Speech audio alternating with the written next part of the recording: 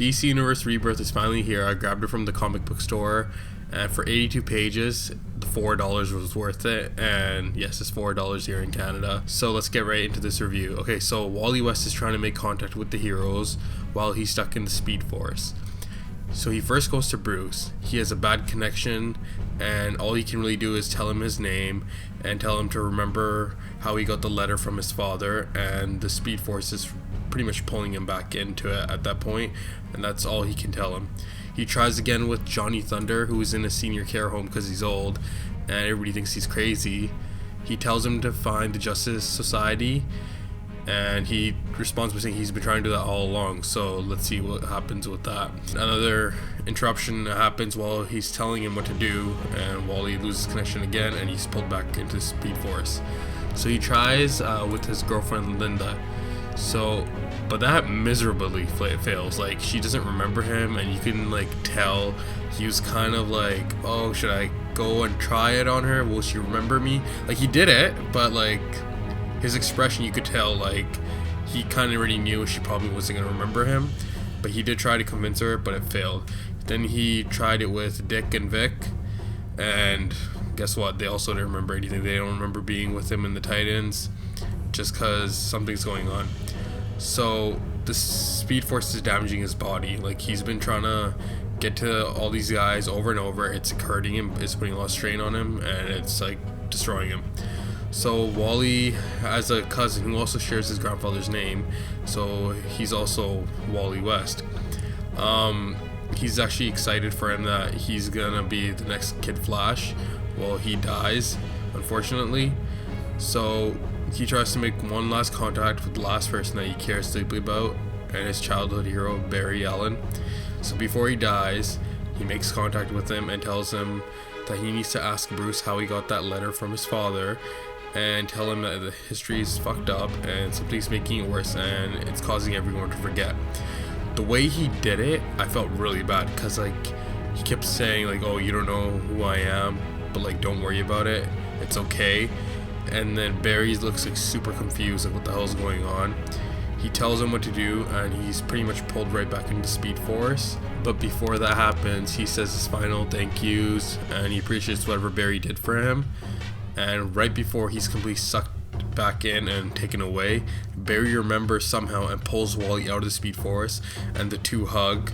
This is probably the best part in this whole issue. I felt really happy for Wally, but I felt also like I did get a little bit emotional, because you could tell, like, imagine like everybody that you knew and you cared about like just forgot about you. It would like suck. Like, it would completely suck. So that was a really emotional moment in that. So now that Wally's there in the current timeline, Barry's memories are pouring back in, but not all of it.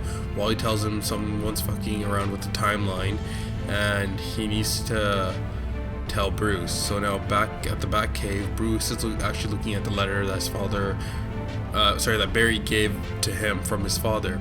Then he sees a light deep in the Batcave, and he goes down to take a look what it is, and he digs something out, and it's the Watchmen pin, and it pretty much ends there. So now the other side plots that were going on, Batman says there are 3 Jokers, and the chair told him that he acquired during the Darkseid War. Wally's past relationship with Barry, the Titans, and like after the Flashpoint Paradox, Barry's death, Linda Park, we get all that background information, which was nice, just because it's been a while, and it's a good refresher. Barry returns, and he travels back in time to save his mother, which causes the Flashpoint Paradox to happen. So we learn that Attacker changed 10 years of their lives before the Flashpoint Paradox occurred, and that individual is stronger than Darkseid. So there's a girl from the future who has a Legion flight ring on, and she wants to meet Superman, but at the moment he's missing. Ray Palmer shrunk down beyond atomic, so now he's stuck, and he needs his assistant Ryan's help to come to, like, I'm assuming, come back to normal size. He tells him once he enters the micro universe, someone is going to try to contact him, but he needs to, and then whatever the recording we wanted to say pretty much ended there, so it kind of left us set up with a cliffhanger. Ted wants Blue Beetle to be a hero, but he doesn't want anything to do with it. After he leaves, Dr. Fate shows up and tells him not to fuck around with magic, and that pretty much ends there. It's kind of funny because Dr. Fate popped out of nowhere, and Ted says like, oh my god, who the hell is this guy? Like, I'd be a little concerned if somebody just popped out of nowhere. Anyways, Robin is celebrating his 13th birthday alone. Hal Jordan's talking to another Lantern. Now, I don't know that Lantern's name, but probably find out later. I'm not really a big Green Lantern guy, so sorry for all you Green Lantern fans. I apologize in advance. Aqualad tells his mom he's gay. So now we have two people. We have Batwoman, I think it was, and Aqualad, which is kind of cool. They're interpreting this into the DC Comics. Pandora is talking to someone who's messing with the timeline, and whoever it is kills her, it seems like. Diana apparently has a twin brother who has great power like Darkseid. The New 52 Superman is missing, and the old Superman meets Dr. Oz, and he tells him that he and his family aren't what they think they are, and same with the New 52 Superman. And lastly, Aquaman proposes to Mira, and Mira doesn't even understand what the hell's going on, because they're from Atlantis. I'm assuming their rituals aren't like that, and Arthur does say that it's like a Earthling thing.